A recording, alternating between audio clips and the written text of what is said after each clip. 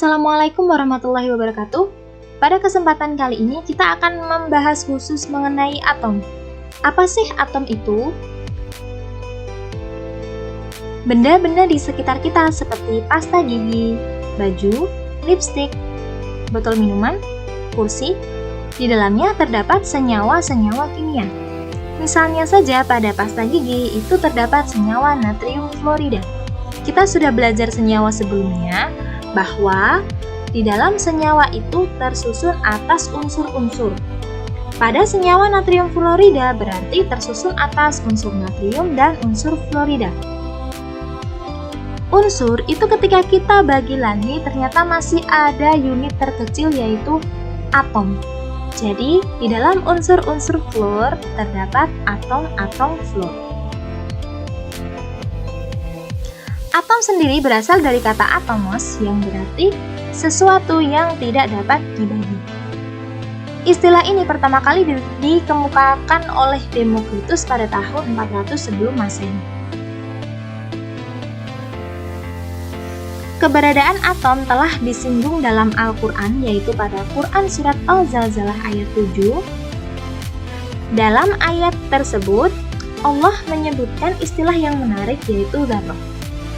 Profesor Dr. Muhammad Quraisy Shihab dalam Tafsir Al-Misbah menjelaskan kata dzarrah dalam bahasa Arab yaitu mengacu pada objek yang kecil. Sejarah penemuan partikel dasar penyusun atom.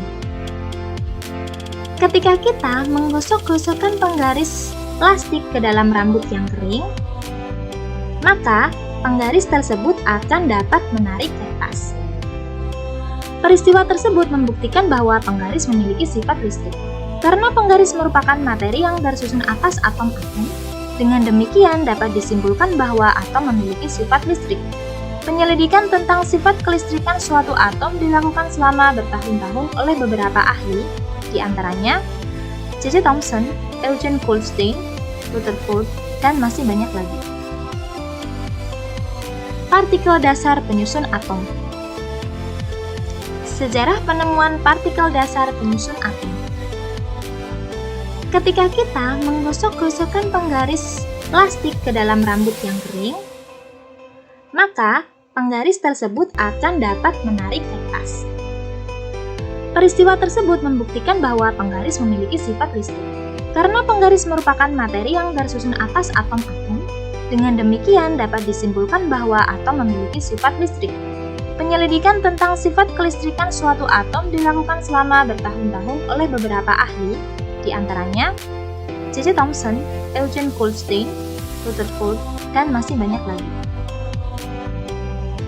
Partikel dasar penyusun atom. Atom tersusun atas partikel yang bermuatan negatif yang kita kenal sebagai elektron. Istilah elektron pertama kali ditemukan oleh J.J. Thomson menggunakan percobaannya yaitu dikenal sebagai percobaan sinar katoda. Pada tahun 1987 sesuai dengan percobaan William Crookes, dua plat logam ditempatkan pada masing-masing tabung gas luar yang divakumkan, lalu di dalam gelas itu atau tabung itu diisi dengan gas pada tekanan rendah. Salah satu plat logam membawa muatan positif dan plat logam lain membawa muatan negatif.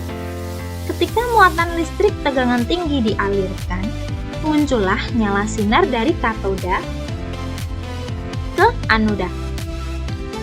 Partikel sinar katoda ternyata dibelokkan oleh medan listrik positif, sehingga dapat kita simpulkan bahwa sinar katoda ini bermuatan negatif, yang kita kenal sebagai istilah partikel elektron.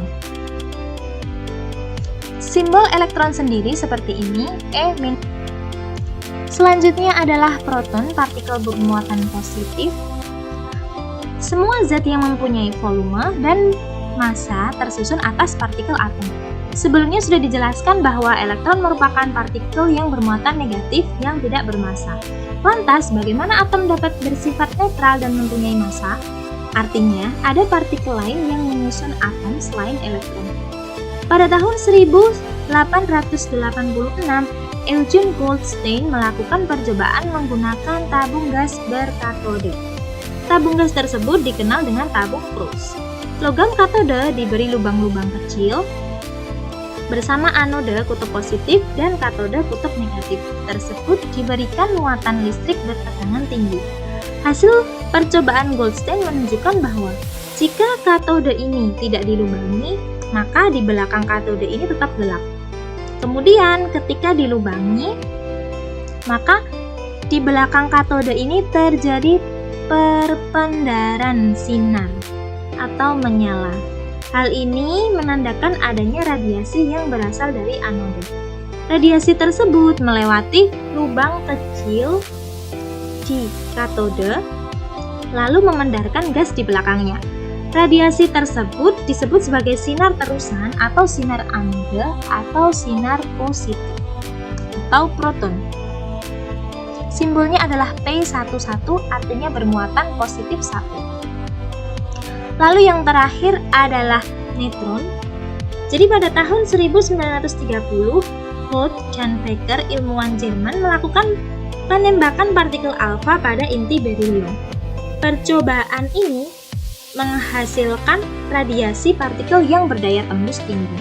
Kemudian pada tahun 1932, James Chadwick membuktikan bahwa partikel yang berdaya tembus tinggi itu disebut dengan neutron. Partikel yang berdaya tembus tinggi itu tidak bermuatan dan bermassa 1 SMA.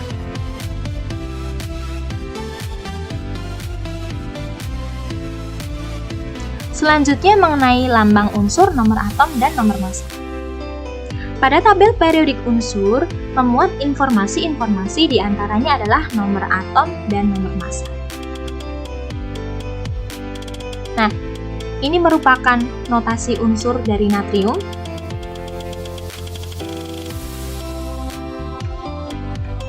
Di sebelah atas itu kita kenal sebagai nomor massa, kemudian yang sebelah bawah kita kenal sebagai proton. Ketika atom ini netral, artinya tidak bermuatan, maka proton, partikel yang positif, itu sama dengan elektronnya, partikel yang bermuatan negatif. Kemudian, selisih antara nomor massa terhadap proton itulah neutron. Nomor massa itu bisa didapat dengan menjumlahkan proton dengan neutronnya. Sehingga neutron bisa dihitung dengan mengurangkan nomor massa dengan protonnya. Ini merupakan notasi unsur dari magnesium 1224. Coba kita lihat, proton dari magnesium adalah 12 dari sini. Kemudian elektronnya juga 12. Kenapa? Karena ini magnesium netral, jadi jumlah proton sama dengan jumlah elektronnya. Kemudian neutron adalah selisih antara nomor massa terhadap proton. 24 kurangi 12 sama dengan 12. Nomor massanya yang bagian atas ini 24. Ini ilustrasi dari proton dan elektronnya magnesium. Jadi jumlah protonnya 12. Kemudian elektronnya saya tulis min 12 karena muatan elektron kan negatif. Sehingga jika kita jumlahkan akan didapatkan atom magnesium yang tidak bermuatan atau netral. Lalu jika magnesium ini melepaskan 2 elektronnya, maka protonnya tetap 12. Elektronnya awalnya 12 dilepas 2, jadi tinggal 10. Apabila kita jumlahkan 12 min 10 akan menghasilkan atom magnesium yang bermuatan plus 2. Nah, simbolnya Mg2+.